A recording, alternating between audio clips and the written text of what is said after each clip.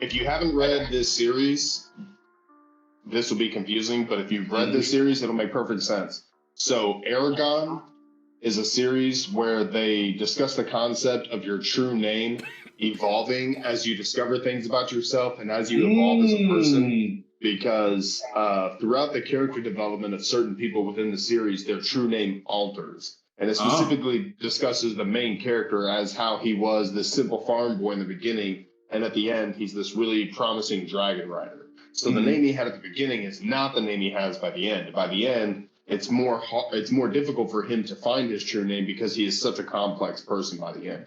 In a similar fashion, I think how Alucard's name would change with each iteration of his life is because he's experiencing that life in a different manner. Almost kind of like the Everybody album from Logic, where you're all a single entity. So the single entity is Alucard, or whatever the base essence of his true name is, but the suffixes or the slight differences within these different lives that he's led, he being, a general term as Alucard, because I recognize that there are different genders, what have you. But within that realm of thinking, within the different lives that he's lived, that name is getting either longer or shortening or changing based upon different aspects, is I think what Corey was getting at. And for that reason, I understand that. I understand that. Like I said,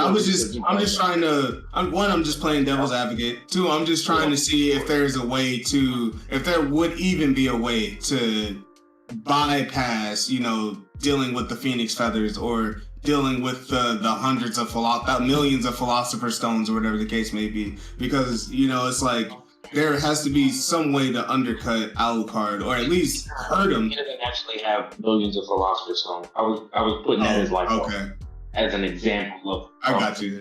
How because it's really ridiculous. There is ways to undercut it, whatever iteration you're dealing with, but the problem is he doesn't stay dead.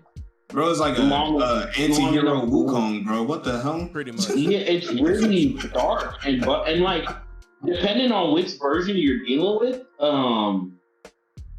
it's bad for you. An immortal vampire with different versions of himself is crazy.